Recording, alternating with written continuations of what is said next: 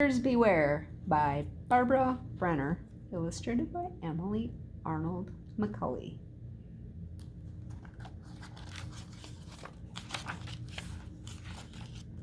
This is our house by the river.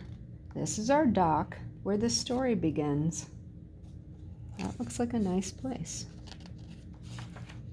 One day we find two little sticks lying on the dock. We know right away they are not any old sticks. They are too clean and slick. The next day, 3 more sticks show up. They're clean and slick too. I say, "What happened to the bark on these sticks?" Dad says, "Maybe an animal ate it." We throw the sticks away. Look over there. The next day, there are more sticks on the dock and a big branch too. We take the sticks away. We drag the branch away. Pretty soon there are 10 sticks, 2 branches, and a big tree on the dock. They are each cut to a point. What animal could do this? I ask. An animal with sharp teeth, my dad says. Every day we take sticks, branches, and trees away, but the next day new ones always show up. I'd like to see that animal, I say. Mom says, "It must come at night." Then one day, I'm swimming off the dock. Whoosh! 2 heads pop up out of the water. I get a quick look at brown fur and round heads. I see a flash of orange teeth. Schmack! A tail slaps the water. They dive and are gone. I know what they are. Beavers! I tell Mom and Dad, "There are 2 beavers at the dock." "Beavers eat bark," Dad says. Mom says, "And they build with sticks and branches. They must be building a lodge." By the next week, the lodge is taller than my dad. Mom says, "If you put beavers by water, they'll start building. And once they get going, they won't stop." The week after that, the beavers stuff the cracks in the lodge with clam shells and old rags and string. It begins to look like a junk pile. The week after that, they begin to build under the dock. Mom dives down to take a look. "There's a tunnel down there," she calls. "It leads up to that space under the dock. It's dry there. That must be where they sleep." "Pretty clever," I say. "Pretty messy," says Dad. The next week, the beavers put mud all over their lodge. They put their own smell on the mud to keep the other beavers away. Dad says, "That smell would keep anybody away." Now the beavers begin to cut down big trees. Mom gets mad about the trees. "Animals have rights," I say. "Trees have rights too," she says. The beavers move in. By day, they sleep under our dock. At night, they eat the water plants. At dusk, they eat the water plants, and at night, they cut down our trees. "This is war," my dad says. "I'm calling the game warden. He can trap the beavers alive and move them." "What about animal rights?" I ask. "What about people rights?" Mom asks.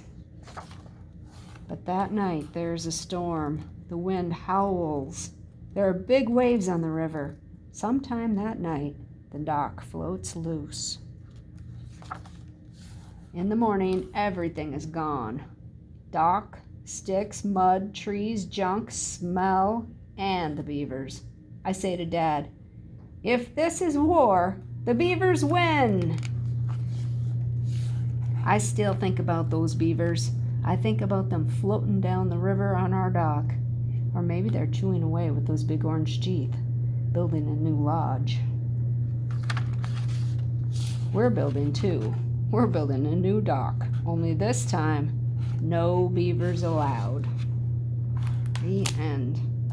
I thought it was interesting when I was reading about beavers. They do have orange teeth, and it's because they have iron in their teeth, because that makes them stronger so that they can chew wood. So I messed up here and gave them white teeth. But anyway, we're going to make a note card for your dad on Father's Day. And it's going to look like a beaver. Anyway, so we have a brown strip of paper and a white strip, and that's what you're going to start off with. and you can glue it down. I'm just going to use tape because it's a little bit faster. So use whatever you want. Kind of center it so it's sort of symmetrical, same on both sides, and then tape it on top. Tape it on the bottom, and it wouldn't hurt to tape the sides too. I'm going to fold it in thirds. Kind of try to keep your sides pretty even. So you'll end up something like this, right? And then we're going to give this guy a tail. And beavers have flat, kind of rubbery tails, and when they slap them on the water, it's really loud, and it's a warning to get away. And for some odd reason, they kind of have, I don't know, in all the pictures anyway, it looks like they have diagonal marks on them. So you can I took a bookmark. You can use a straight edge of any kind, and if you use a Sharpie, make sure you use 2 pieces of paper because it'll go through onto your table. And I just kind of made some crisscross marks, starting like that. They don't have to be exactly even, but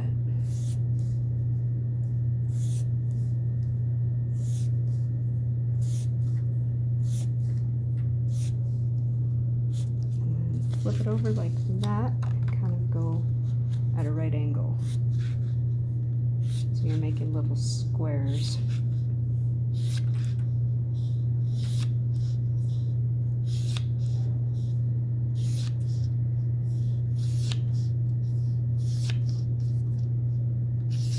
And did you know there's a National Beaver Day?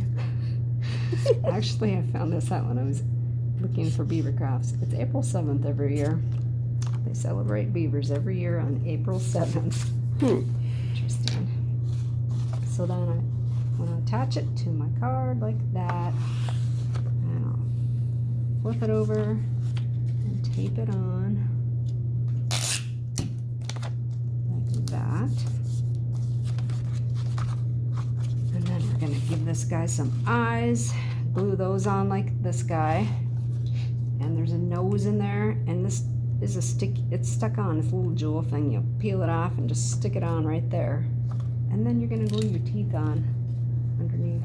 And these should really be orange, like I said, but they're not. So, but if you have orange pieces of paper, you can use those instead.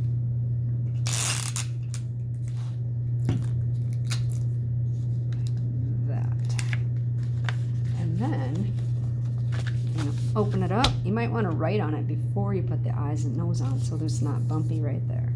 And you can write Happy Father's Day, Dad. Have a great day of